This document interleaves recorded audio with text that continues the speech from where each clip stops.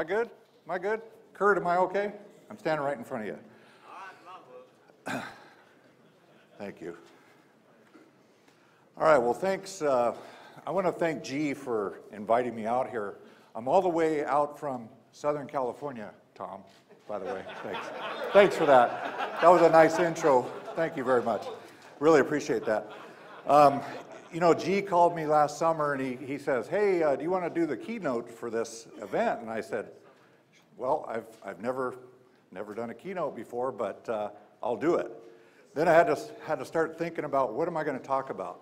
Well, I've had the pleasure of witnessing Mark Warren's multiple keynote speeches, and so I know what not to do, okay? And that's to recycle jokes over and over and over again. So anyways, I wanted to talk a little bit about where we're going, where we've been, where we're going. So how many guys here have been in the industry for more than 40 years? Raise your hand. Okay. More than 30 years. Keep them up. Okay. So we've seen a lot of stuff, right?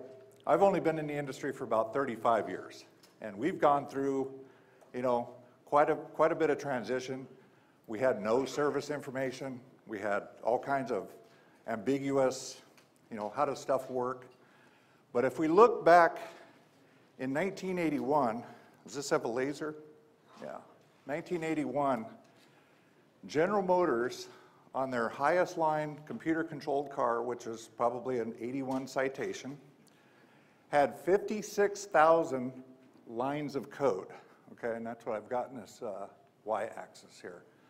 So if we look from 81 to 2010, we've gone to 10 million lines of code on the most sophisticated automobile, okay? And if you look at the trajectory in 2015, we're at 65 million lines of code. And I found that was on a Mercedes, some high-end Mercedes, okay? I went ahead and ran that trajectory out.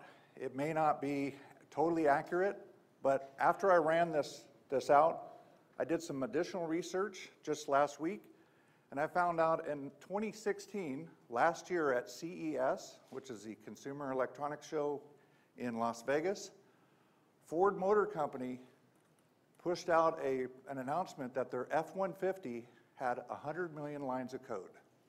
So that was just last year. So I've got 100 million.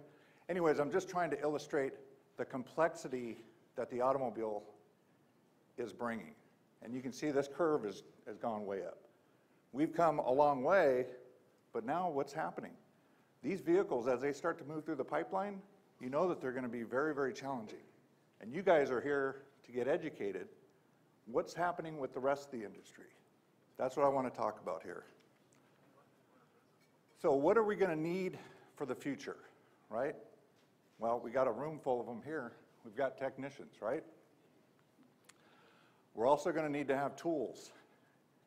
We're going to need to look at what we're working on because it's going to be very challenging to work on everything, right? You guys you understand the investment on tooling, equipment, knowledge. We need to have knowledge. So you guys are here to get knowledge, but where's the rest of the industry? Not here. And we need information. And we need to know where to get that information. Sometimes the manufacturer doesn't give you all the data. You know, Tom gave us some points on where to go look, the Mode 6 information. Sometimes that data is very revealing. The test criteria on how something fails, a lot of that stuff isn't included in a test plan, okay? So what is the next generation technician going to look like? And these are my predictions on where I think guys are going to need to be. They're going to have mechanical skills because you got to take stuff apart and put stuff back together, right? Okay. So I predict that you're going to have some level of electrical engineering knowledge to figure some of this stuff out. Again, the service information a lot of times comes up short. They don't give you all the data. If you think about when a manufacturer builds an automobile, they task an engineer to write test plans for every failure mode. Do you think with all those lines of codes and all the modules that they can come up with every conceivable failure point? No, by the time we see the car, in its 10-year cycle, there's going to be weird stuff happening. You've got connectors, you've got voltage drops, you've got highly sensitive circuits and intermittent things happening.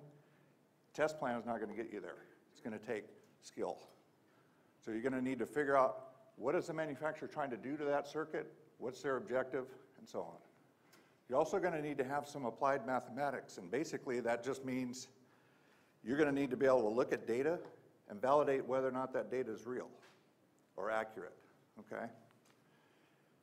Also going to have to understand some programming logic. So a lot of these newer kids, they grew up on Game Boys and that kind of stuff, so they can kind of understand how computers work, but we need to have that thought process on how these things work, because you could have a system that's doing some other system that's totally seems irrelevant, but it's causing some type of hang-up with this system to function.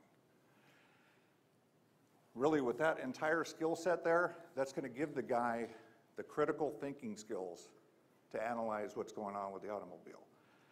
I think that sometime in the near future, due to the complexity of vehicles coming in, that you're going to have a guy in your shop that his sole task is to be the service information guy, to know where to go get the information, to maybe triage the vehicle initially, just like in a hospital. They bring a wounded patient in. He's got to figure out, well, where does this go? What do we need to do? What data do we need to get started? So the big problem, the big problem here is, will this industry support that technician for tomorrow? Right now, today, I can see, and I'm a shop owner, I witness this daily. I see stuff coming in the door, it's been to other shops, and the customer then starts questioning, well, why does it cost so much here when the other shop down the street is only charging $80 an hour or whatever? And we've done this to ourselves. I'm not saying that we collectively, I'm just saying the entire industry. We have pushed the decisions of the consumer, or the expectations of the consumer, into the toilet. We need to embrace the consumer and educate them on the complexities, because they have no idea how difficult it is to actually take care of a vehicle competently. So what can you do? So how many educators do we have here today? Okay, thank you. All of you? Yeah, there you go.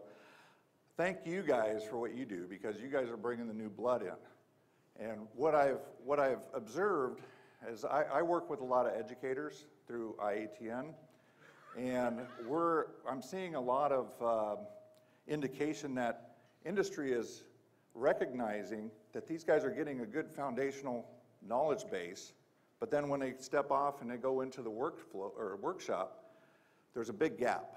They're just not quite prepared. There's a lot of things that they need to be aware of. And so I think we need to go out and invest our time with the schools. So how many shops here work with their local school and try to blend that line? We got a couple guys, okay. Everybody should have their hands up. You guys need to reach out to the schools, need to start working with them and making these guys available. So go to the local schools, get involved with industry. There are many trade associations that you can get involved with, push them in the right direction, get them engaged, because these students, as they're going through school, they need to have some perspective on what to expect. What do they need to do? And you as a shop owner, and myself included, I would love to get young students into my shop, and then I can then kind of read how they behave, right? What's their demeanor? Are they showing up on time? Are they neat? Can they write? Can they communicate? And so on. And as you get a guy, you're going to be able to culture these guys, all right? And then hopefully develop a career for that guy. Last thing here, awareness. Again, everything you do for the customer you need to engage that customer. Some of you probably already do this. Illustrate how difficult it is to solve these problems, or try to illustrate the complexities and value up your services, okay? So there are a couple of programs on the horizon. Earlier this month at Vision down in Kansas City, we had a panel discussion. We had some educators, and we also had some doers, some folks that are doing some things to try to help blur the lines between the guys in school and the shop floor. So there is a guy, his name is Mike Davidson. He's a shop owner in Arkansas, and he's been working on this program right here with the American Skilled Labor Association, and that's the website. I want you guys to all write that down, americanskilledlabor.com. I'm not endorsing this, but I urge you to go check it out and see what he's doing. He has received certification from the Department of Labor and established a 2-year internship program where the shop can actually get reimbursed for about $10,000 for that period back from the association. So you're bringing the kid in, he's working part-time for you, you're paying him something, you're instructing him along the way, but he's learning, he's augmenting his education, and again, you may be developing your next generation technician at the same time. This has been a very hot topic over the years. People, they don't like licensing or mandatory licensing or what have you, but I'll tell you, there are a lot of other trades out there. I'm an electrician. If I got to have some work done at my house, I have to have a licensed electrician. Same with a plumber. Automobile is 10 times more complex. And with the propensity of all of the safety systems deployed on these automobiles, it's imperative that these systems function properly, right? How many vehicles today do you think are going into a body shop, brand new car, getting fixed and sent out the door without some of those safety systems working? Not all of them have attenuation where they basically output, hey, this system isn't calibrated right? So something has got to change here. I don't know what it is, but it will. And then continuing education and certification. I mean, we've got to up the game in our industry. Would you guys agree? Yeah? Okay. So I want to close on one screen here. This picture I pulled out of my high school yearbook. This guy here, this is Mr. Berry. He was my inspiration for becoming a technician. We were learning that beginning in '78, we started learning about emission controls. So at that point, that's about all this kid right here knew. He knew how a thermal vacuum switch works, how an EGR valve might work. But the entire time that I was in high school, we had zero engagement from industry. I had no idea what I was to embark on. So that's all I got for you guys. Thank you very much. And again, the educators, thank you. Give yourselves a hand.